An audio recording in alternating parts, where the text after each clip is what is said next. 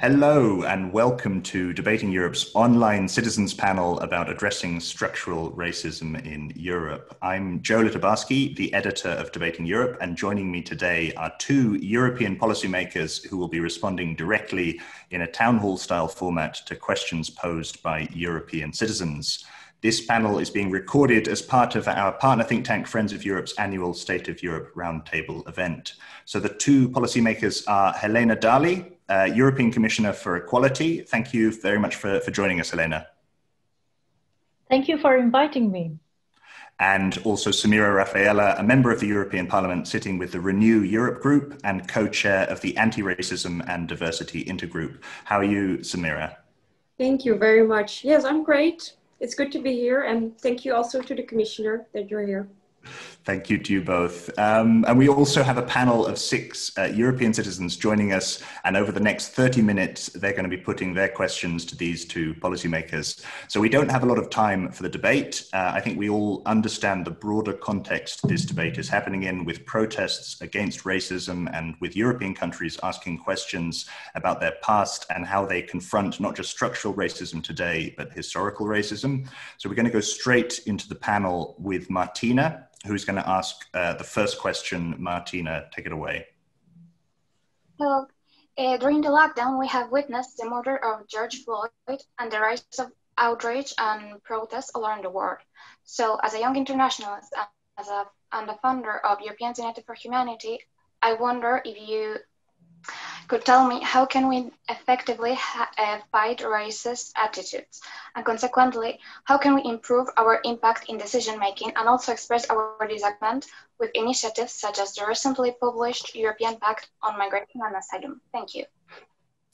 Commissioner, maybe we can start with you. It's not a small question to open the debate, but I think it's almost the most important question. What would you say to Martina? Yes, thank you for that question, Martina.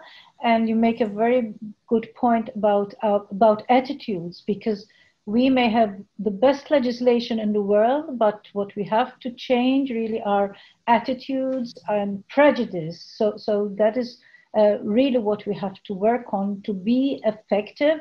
Our policy response should address racism in all its different forms. This is the approach of the EU Anti-Racist Action Plan that the Commission adopted last September. Overt expressions of individual racism and racial discrimination are the most obvious, but overt racism is merely the tip of the iceberg. There are other less explicit forms of racist and discriminatory behavior and attitudes, such as those based on unconscious bias, for instance. Moreover, racism is not only perpetrated by individuals. Racism can also be structural. This means that racist and discriminatory behaviors can be embedded in social, financial, and political institutions. Racism, therefore, needs to be addressed at all levels of society and governance. Structural problems require structural solutions. We should not limit ourselves to addressing racism perpetrated by individuals. But at the same time, we are all part of the system, which means we all have a role to play in making it better. We need to change attitudes, minds, and culture. So combating prejudices and stereotypes is, of course, part of it. Prejudices and stereotypes can, in the first place, be addressed by acknowledging the historical roots of racism. Colonialism, slavery, and the Holocaust are embedded in our history and have profound consequences for society today. Ensuring remembrance is therefore an important part of encouraging inclusion and understanding. The way in which people with a minority racial or ethnic background are portrayed in the media, movies, TV shows, and other cultural representations, and whether they are represented at all, can also reinforce negative stereotypes. Okay, Samira, the same question to you. How do we change attitudes, the attitudes of citizens? Yes, thank you. That's a very important question. So, three things. That is, first of all, about creating a safe environment. Especially when we speak about the youth, we need to see how we can create a safe environment, whether that's online, whether that's offline, whether that's in the educational system or everywhere where they participate on a daily basis, is to make sure that they can exchange their views, they can express their opinions in a safe space, so that we also understand what they're dealing with and what their experiences are in daily life.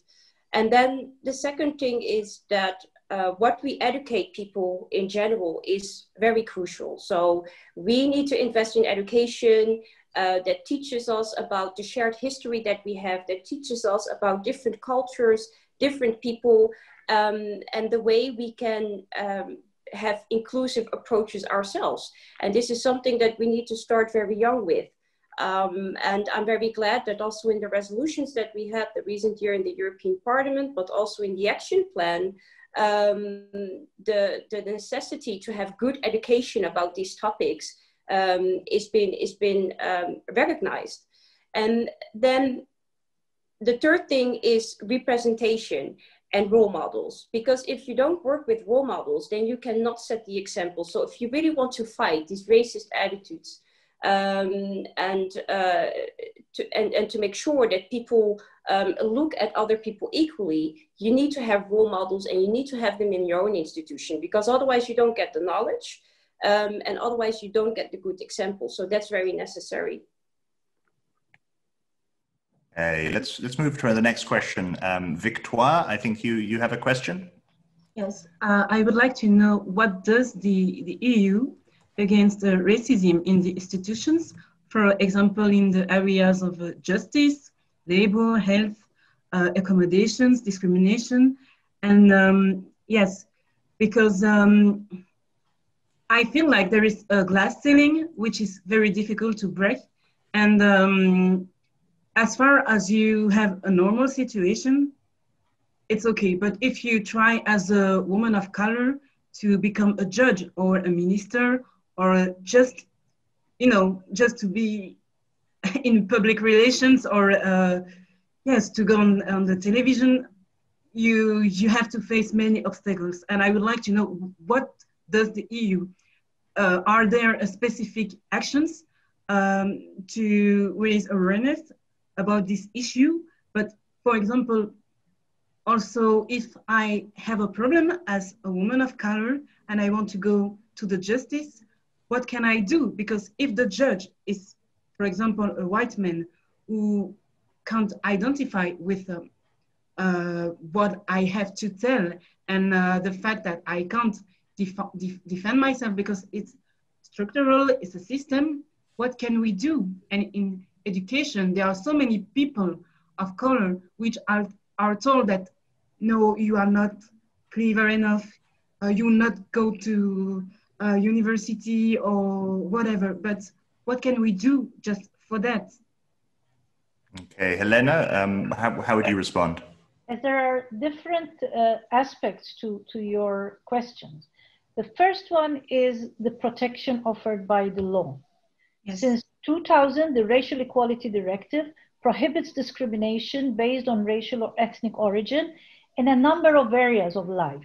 So these include many of those which you have mentioned, such as employment, education, social protection, including healthcare and housing. In 2021, the Commission will report on the application of the directive. This will give us the opportunity to assess what lessons should be drawn from the directive's implementation and identify any gaps. We will, of course, continue to monitor the directive's implementation in the member states. The second aspect to your question is what we call structural racism. Yes. Racism can be reflected in the way society functions, how power is distributed, and how citizens interact with the state and public services. Racism, therefore, needs to be addressed at all levels of society and governance.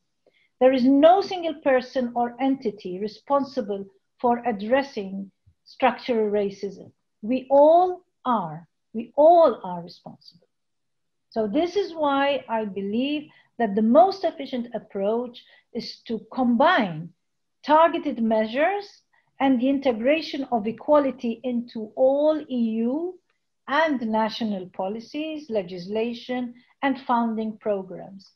This is what we call equality mainstreaming. We also need to join all forces and to mobilize local, national, EU, and international levels. This is precisely the approach of the EU Anti-Racism Action Plan that the Commission presented on September 18. The third aspect is positive action. Formal equality alone may not address the specific needs of certain groups of people. So specific measures may be needed to avoid or compensate for disadvantages. These disadvantages which are linked to discrimination on the grounds of racial or ethnic origin. Legal duties on the public sector to promote equality in a proactive and systematic manner, also referred to as statutory equality duties, may prove also to be an effective and proactive approach. Statutory duties are relevant to public authorities such as policymakers, service providers, employers, and procurers of goods and services. So the Commission has already begun and will continue to facilitate the sharing of good practices among the member states in this respect. Finally, you rightly also point out to poverty as one of the many risks that are increased due to racism and racial discrimination. Addressing poverty requires a multidimensional approach, mobilizing an array of policies. Many of these policies relate to the rights and principles of the European Pillar of Social Rights, which also directly points to equality of opportunities in its third principle. So the Commission will present an action plan on the European Pillar of Social Rights in 2021. And so the action plan will further support equality in the labor market, including for people with a minority racial or ethnic background. Are there quotas or anything like quotas? What do you think about the fact that, for example, let's say if there are 20 jobs, we will hire 5 women of color. What do you think about that? Well, I believe that, yes, targets are important and they keep you focused. So that is something which should be considered, yes. Okay, Samira, I'm going to put the same question to you. In your first answer, you talked about the importance of education as a way to tackle racist attitudes within society. What would you say to Victoire's question about institutional racism and the kind of glass ceiling she's talking about?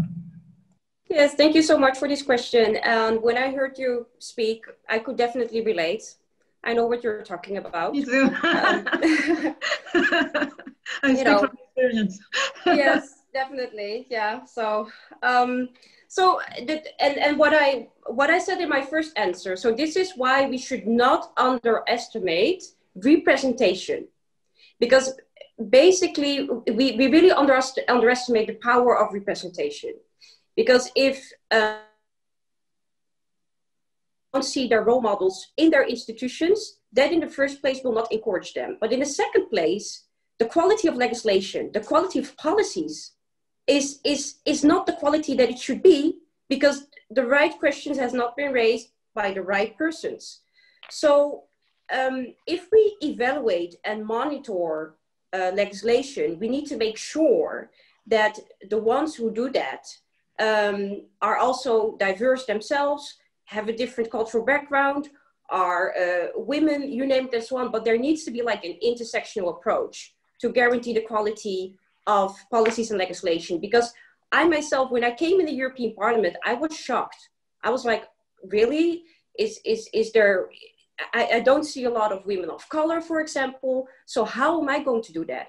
How am I going to make sure that topics like racism and discrimination are being put on the agenda? And that's why I decided to go for the RD, the Anti-Racism Diversity Intergroup. So also as an answer to your question, what we're doing from this intergroup is making sure that all kinds of other groups, all kinds of MEPs, but also the European Commission is making sure that they invest a lot in the topic. We follow all the developments. We are making sure that new commitments are being made. And then in the second place, as a member of the European Parliament, I need to make sure that there's a good mainstreaming. So for example, I'm also in the Committee on Labor and Social Affairs. And we need to make sure that if we are speaking on these labor issues and policies and legislation, that also other perspectives are taken into account, because that is what I specifically as MEP can do.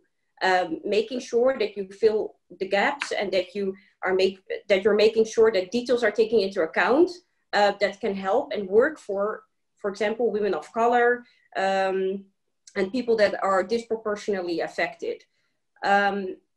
So that in the first place, and then when it comes to law enforcement, for example, so before I came in the European Parliament, I worked for the Netherlands Police.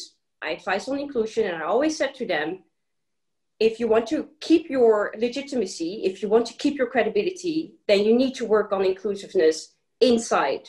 And it's extremely important that people of different backgrounds feel supported, feel protected by law enforcement, by the police authorities, because the examples that you mentioned, to be honest, it's not strange to me.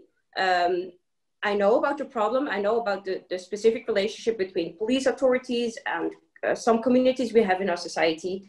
And I'm therefore very glad that in the EU Action Plan, there's also a chapter on how to invest more in the skills and the competences of police authorities and people that work in law enforcement to make sure that they have an inclusive approach, representation, role models, invest in law enforcement, invest in education, and mainstream your policies and legislation. These are the most important things to solve the problem that you raise.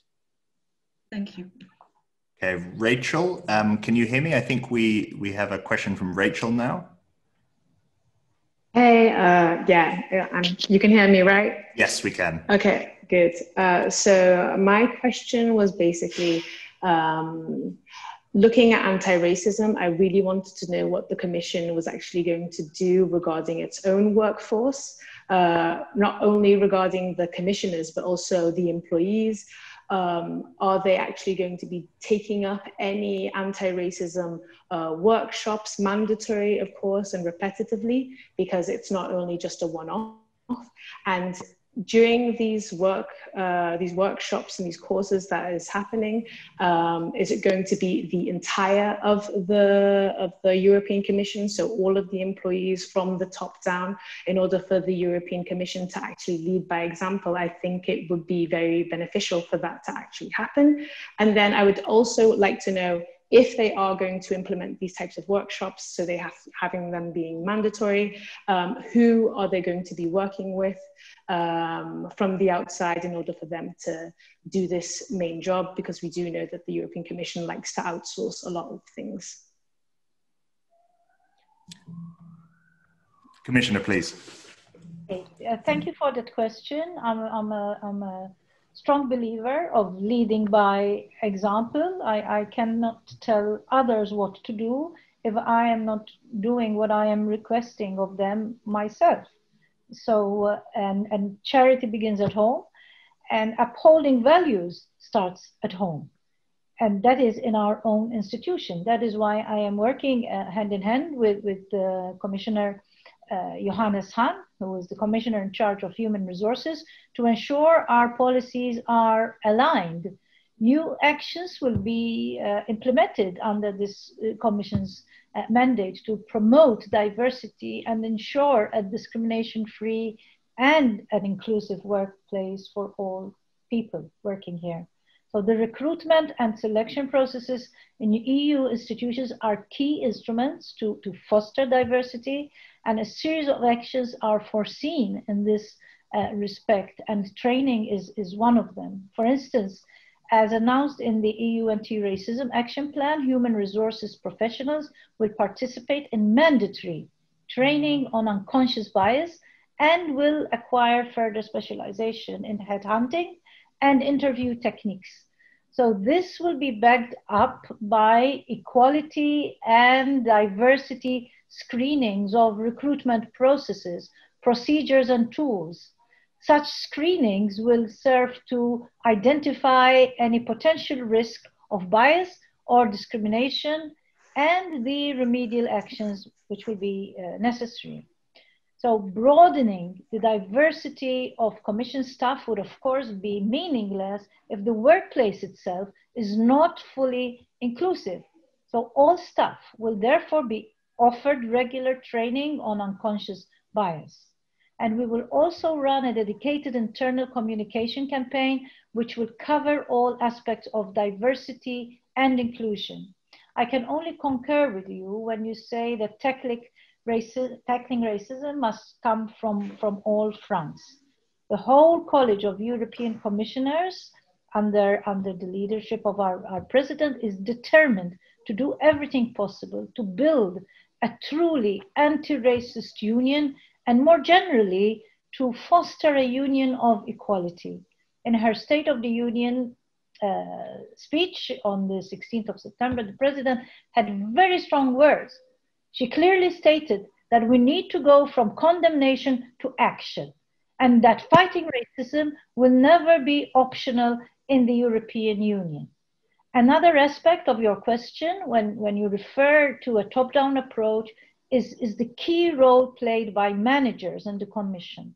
The Commission has its own charter on diversity and inclusion in the workplace, and we will make it an integral part of the management pledge of every service to underline, as you did, that the message has to come first from the top. Okay. Obviously, this was a question for the Commission, but Samira, as a parliamentarian, the Parliament's job is to hold the Commission to account. What were your own thoughts on this? Yes, it's very good that that there will be invested in diversity trainings, and from the perspective of RD, we will see and we will look how these trainings look like, and we can also raise suggestions and do proposals to have good diversity trainings that cover it all. But not only in the European Commission, it's necessary. Also in the European Parliament, we need to see how we can, propose educational programs and trainings to people. Because the staff here in the European Parliament is, in general, not very diverse. And these are the people that are advising us, the MEPs, on legislation, policies, and so on. So the next step is really the European Parliament. And, what I also know from my work at the Netherlands Police is that, yes, investing in trainings and programs is very, very good. That's like a part of the solution, but it's not all. So in the meantime, you also need to invest in really having people from different backgrounds on key management positions, on higher positions in your organizations. Give them opportunities to grow in your organization, because, otherwise it will just be dealing with the symptom. But not solving the core issue. So trainings are good, but at the same time, you also need a structural change in your organization. Yeah, I'd say it would be you very much fostering and making sure that the environment itself is no longer a violent place, because it's, as you said, it's good to have the trainings and everything put into place, but you're bringing in new people to a very violent situation. How is the European Parliament, how is the European Commission basically going to foster a way or bring in new services that make sure that the current place where everybody's working is more safe for the people who are currently working there, but also the new people that could actually come in? Yes, well, that's what I also meant with the structural change, because indeed you need to work on a safe working environment. And not only for people with a different cultural background, but also for women, for example. So in general, we need to think about the kind of leadership style, the kind of conditions that we build in the organization, making sure that people can exchange their views and opinions in a safe space. And you will get a safer environment when more people look like you also, because it can make you more comfortable. It's the power of the majority also. So when you are with more people who look like you, there's a bigger chance that you can, raise kind of topics and subjects that are being supported by more people. So all these things count. We also need to make sure that we have organizational policies that condemn, the approach, the kind of approach that make people unsafe and that hurts people or discriminate people. That should not be allowed, but it happens in our institutions, and we need to fight that. Okay, we haven't got much time left, so I want to press on with the next question. This is from Eric. Eric, do you want to ask your question? Thank you for having me. My question would be related to the current COVID-19 pandemic, because during the spring we have witnessed that the public sentiment in some Central and Eastern European countries turned against the Roma, who have been already marginalized in many ways. Just as an example, in Slovakia, using the army against Roma was not considered as an overreaction by many. Or in Bulgaria, the government has set up roadblocks and police checkpoints around several Roma neighborhoods. And one of the Bulgarian MEPs hinted that Roma ghettos could be turned out the real nest of contagiation. And my question would be that what is the answer from the European Commission or even from the European Parliament? Helena, let's start with you, Commissioner. Goes without saying that the Commission condemns any stigmatization, ethnicization, or Roma scapegoating, as it clearly goes against EU values. In the unprecedented situation caused by the pandemic, more than ever, we all need to be guided in our actions by solidarity and mutual trust for the benefit of all. So all public authorities should therefore refrain from fueling intolerance and hatred against any specific community. Instead, they should seek to foster solidarity, to protect and support the people, particularly exposed because of limited access to sanitary infrastructure, clean water, healthcare services, or living in dense segregated settlements at high levels of poverty.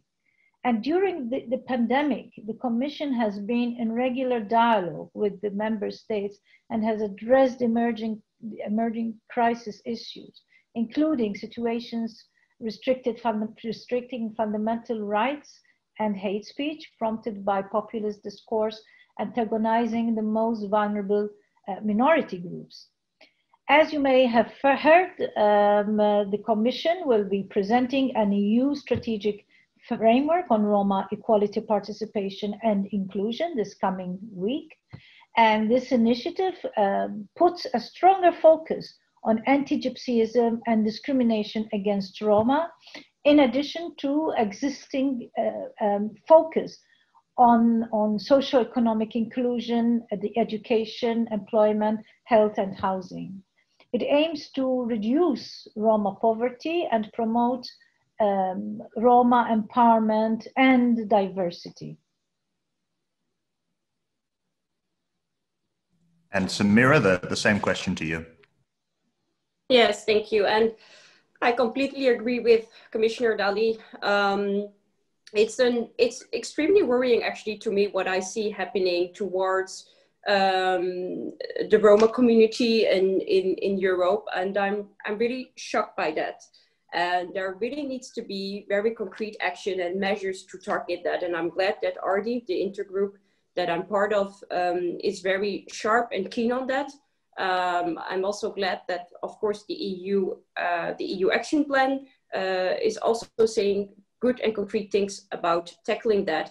And it's really important that we make, especially the member states, very sensitive and very aware of the topic, because what I've seen now in practice is that it's when we speak about racism, discrimination, exclusion, I believe that this topic is a blind spot, And we should definitely pay more attention to that. So yes, it's very clear that we need very concrete measures to fight the stereotypes, to make sure that also the youth population is being protected and have a safe space to develop itself, and that there's also much more respect for the culture, and how to also keep the culture and give people a free space, a safe space in which they can be proud of their culture and identity. I was in a program a couple of years ago with leaders, young leaders from the USA and Europe. And actually one of my very best teammate in this program is very, very active on this topic. And he taught me a lot about this very specific problem. And that was actually the moment that I started also myself to be much sharper on this topic. And so please feel also, just know that we are a partner in this, and that we will work on this from the European Parliament. And we're almost out of time. We have two more questions, one from Carolina and one from Luca. I want to make sure you both get a chance to ask. So Carolina, what's your question? Thank you. Can you hear me? Yes, we can. Perfect. As Madam Commissioner already mentioned the State of the Union speech from the President of the Commission, I would like to refer as well to it shortly, of course.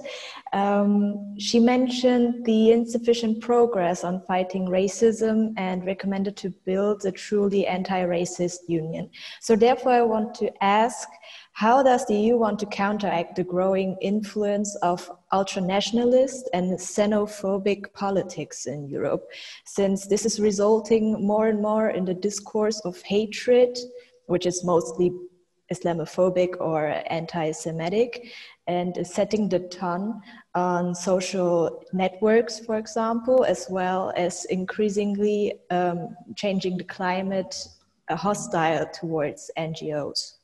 Thank you. Commissioner, what would you say to that? Thank you. In fact, the President's words were, hate is hate and no one should have to put up with it. So the Commission strongly condemns all forms of manifestations of racism and xenophobia. Racist and xenophobic attitudes expressed by public figures and political leaders are particularly serious. As you point out, they may contribute to a social climate that condones racism and xenophobia. Since 2008, the framework decision on racism and xenophobia has been obliging member states to penalize public incitement to violence or hatred against persons defined by reference to color, religion, descent, or national, racial, or ethnic origin. So the effective implementation of this instrument is key for ensuring that hate speech and hate crimes receive an effective criminal response. However, we have concerns about the extent to which national criminal codes correctly criminalize hate speech and hate crimes. This is why, as a matter of priority, the Commission will make a comprehensive effort to ensure a full and correct transposition and implementation of the framework decision across the EU. In her State of the Union address, the President also announced that the Commission will propose to extend the list of EU crimes to all forms of hate crime and hate speech, whether because of race, religion, gender, or sexuality. So given the importance of social media in the spreading of hate speech, in 2016, the Commission signed, together with IT companies, a code of conduct on countering hate speech online. The evaluations of the code show overall positive results. According to the last report, IT companies assess 90% of flagged content within 24 hours and remove 71% of that content deemed to be illegal hate speech. The question gives me the opportunity to also underline that the Commission greatly values the fundamental role which civil society plays for open, democratic and inclusive societies. So Europe needs a vibrant and diverse civil society to strengthen its democracies and help uphold the rule of law. The Commission pays special attention to any attempts to pressurize civil society or to the shrinking of civil space. Okay, and Samira, what would you say to Carolina's comment? Yes, thank you. This is a very crucial question. And I think that what we think from RD is that we should definitely have the review of the existing legislation, so such as the Racial Equality Directive and the Framework Decision on Combating Racism and Xenophobia, with very clear aims, and to propose also new legislation to close gaps, but also launching infringement procedures. We believe that these kind of actions will really show true commitment. And when it comes to protecting NGOs, especially my group Renew Europe, we are very sharp on the protection of NGOs within a very hostile environment, sometimes in certain member states, certain environments. And we also believe that there should be a possibility then to keep supporting and to make sure that the NGOs have funding either directly to make sure that they can exist and that they can help to support civil society in the societies that they work in. But we also need to be, I believe, much more sharper towards member states if we see them acting and speaking in a way that does not stand for the EU values, because we cannot have this in the European Union. We know what we stand for, and that means more infringement procedures if that's necessary. And if they don't uphold the conditionality mechanism and the rule of law, then we also need to take actions. Okay, we're out of time, but I really want to get Luca's question in last as well. So Luca, what was your question? Okay, thanks a lot, Samir and Helena, for your time and dedication. So now we've talked about also individual racism that of course has to be tackled, and for those who experience it must be horrible, without, I hope, encroaching on freedom of expression, as Macron said recently, the right to blasphemy to be protected in Europe. But my question was more on the structural racism and is the following. It's a hot topic in the EU, but most of the discourse is imported from the US, also because of the lingua franca of English and their media. And they have very different history and policy from us. And more in particular, they often tend to see things in terms of race, whereas in the EU, we often have an approach with the European welfare state to granting equality of opportunity across social classes. So it's more of a matter of having everyone access equal opportunities. I'm making an example. Work for an American company. Our CEO is a Black man. And we also have statistics sometimes trying to reach certain quotas of Black, Hispanic, female representation.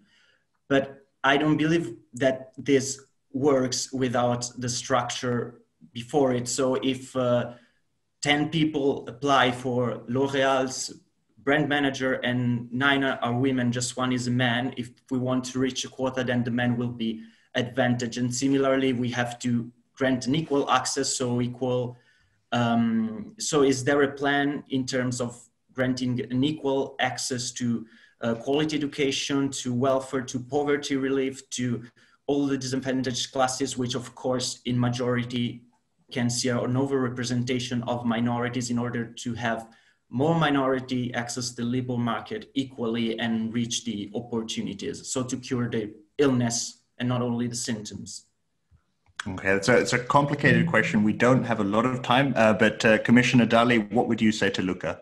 Yeah, I don't think that to prevent and combat racism in the EU, we are importing most of the US discourse and of the US specific, importing the US specific issues.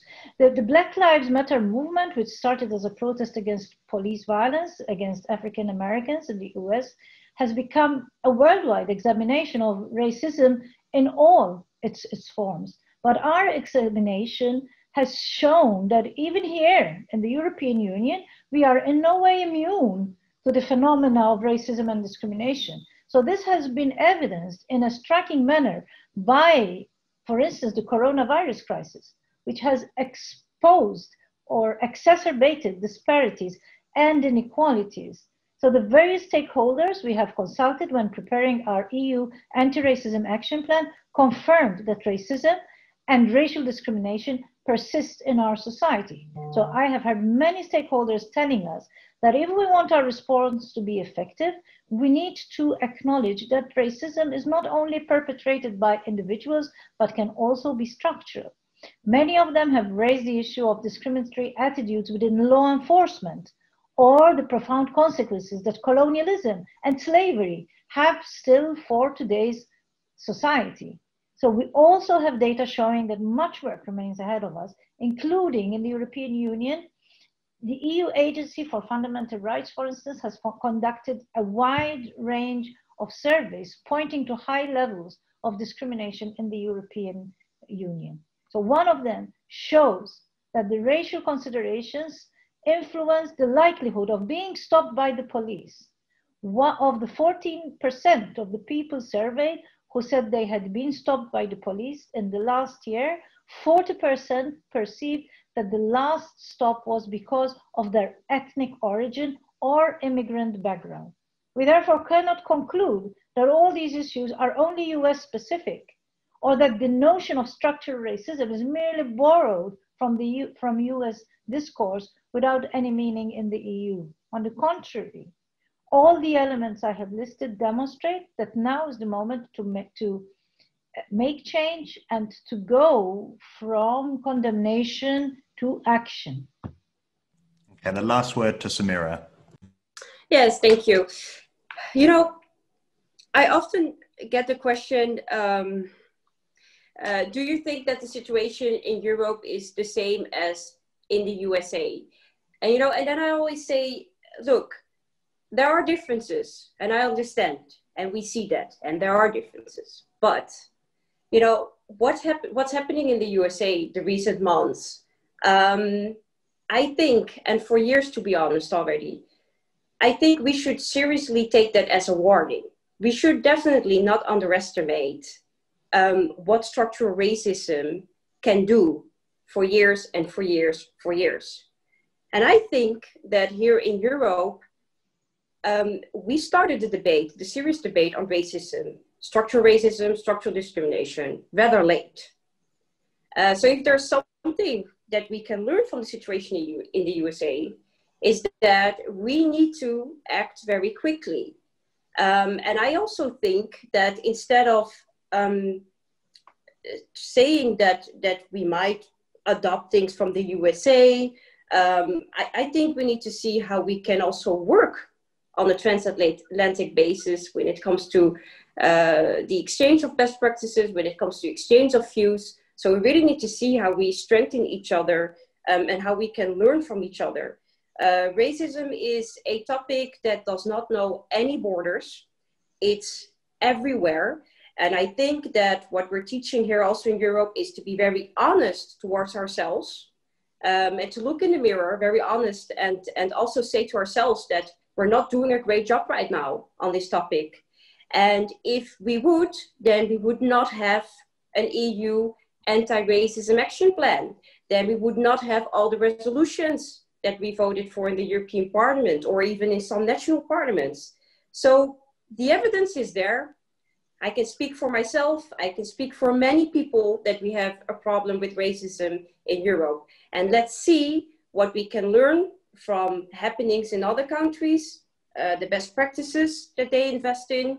And it's really time for an honest reflection towards ourselves. So yes, we have a very bad situation in Europe ourselves, and let it be a warning.